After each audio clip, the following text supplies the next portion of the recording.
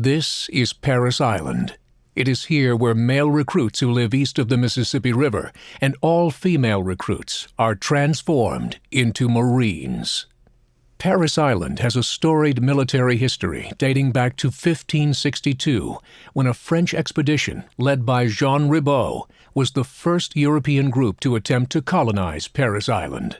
The French expedition built an outpost named Charlesfort, and Ribault left a small garrison as he returned to France for colonists and supplies. After the garrison mutinied in April of 1563, the outpost was abandoned.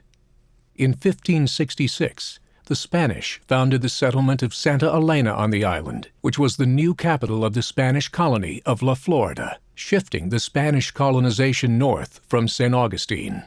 The Spanish abandoned Santa Elena in 1587. Parris Island became home to British plantations after being purchased by Colonel Alexander Parris, treasurer of the South Carolina colony, in 1715. During and after the Civil War, the island became home to freed slaves and was a site of freedmen's schools taught by abolitionists such as Francis Gage and Clara Barton.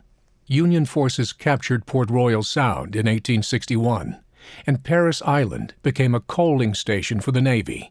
This function was taken up again after the war, thanks in large part to the former slave-turned-congressman Robert Smalls, who fought for the creation of a new federal military installation on the island.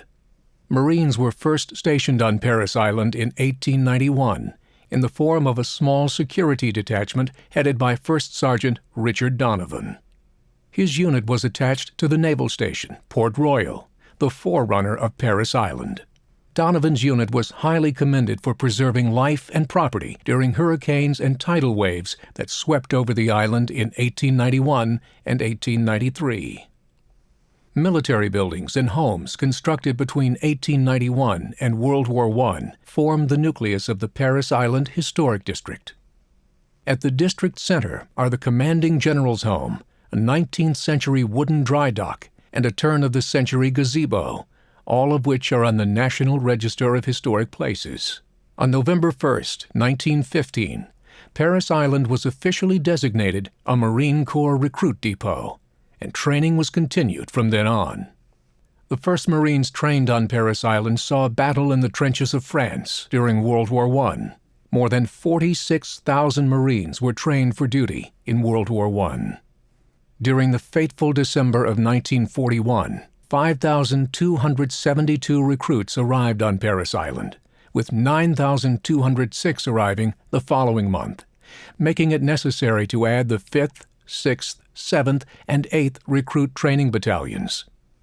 As the war influx continued, 5 battalions were sent to New River, North Carolina to train, and the depot expanded to 13 battalions. From 1941 through 1945, the Marines trained over 200,000 recruits here, and at the time of the Japanese surrender, the depot contained more than 20,000 recruits. In 1946, Marine Corps leaders reorganized Parris Island and decided to give it a designation that would reflect its primary mission, the training of Marine Corps recruits. Thus, the world-famous Marine Corps Recruit Depot, Parris Island, South Carolina, was born. About a year after the passing of the Women's Armed Services Integration Act on February 15, 1949, the Marines activated a separate command for the sole purpose of training female recruits. Later, this command was designated the 4th Recruit Training Battalion, and it now serves as the only battalion in the Corps for training female recruits. Currently, the Marines train about 19,000 recruits at Parris Island each year. Today, the primary mission of Parris Island continues to be the producing of highly disciplined, basically trained Marines.